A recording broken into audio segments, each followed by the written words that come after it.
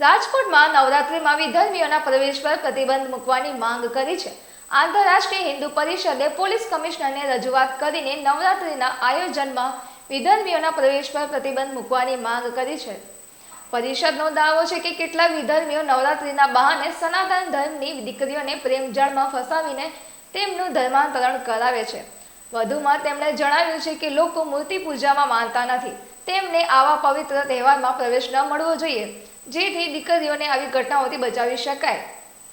અત્યારે અમે જે નવરાત્રીમાં ડિસ્કો દાંડિયામાં થતા લવ જિહાદ બાબત અટકાવવા માટે અમે અત્યારે વિરોધ કરવા આવ્યા છીએ। અત્યારે અમે કમિશનર સાહેબને રજૂઆત કરવા આવ્યા છીએ કે હિન્દુઓનો પવિત્ર તહેવાર નવરાત્રી છે અને આ નવરાત્રીમાં તહેવારનો ફાયદો લઈને વિધર્મી લોકો હિન્દુઓની દીકરીઓને ફસાવી અને એનું ધર્માંતરણ કરવામાં આવે છે।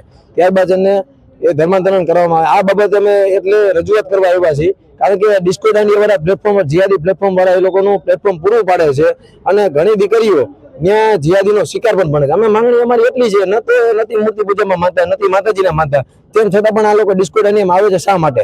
અને સનાતનીઓ સિવાય વિધર્મીનો પ્રવેશ નિષેધ કરવામાં આવે, ડિસ્કો દાંડિયાની અંદર નિષેધ કરવામાં જ આવે, એ અમે અત્યારે રજૂઆત કરવા આવ્યા છીએ કે એને એન્ટ્રી જ આપવામાં ન આવે એ લોકોને, કારણ કે એ લોકોનું સનાતન ધર્મમાં કઈ કામ નથી। અત્યારે અમે કમિશનર સાહેબને રૂબરૂ રજૂઆત કરવા આવ્યા છીએ અને પોલીસ પ્રશાસનની મદદથી અમે આગળ હાલીશું। અત્યારે પછી કમિશનર સાહેબને અમે રજૂઆત કરીને કહીશું કે આવી રીતે કોઈ પણ વિધર્મી અંદર ન ઘૂસવા જોઈએ, કારણ કે લવ જે થતું અટકાવવા માટે અમે અત્યારે કમિશનર સાહેબને રૂબરૂ રજૂઆત કરીશું। હા, દાંડિયા રાસના આયોજક સાથે પણ અમે મિટિંગ કરીશું, એમને પણ અમે રૂબરૂ રજૂઆત કરીને સમજાવીશું બધાને કે આ રીતે ન થાય એ બાબત અમે એનો રૂબરૂ પણ અમે રજૂઆત કરીશું।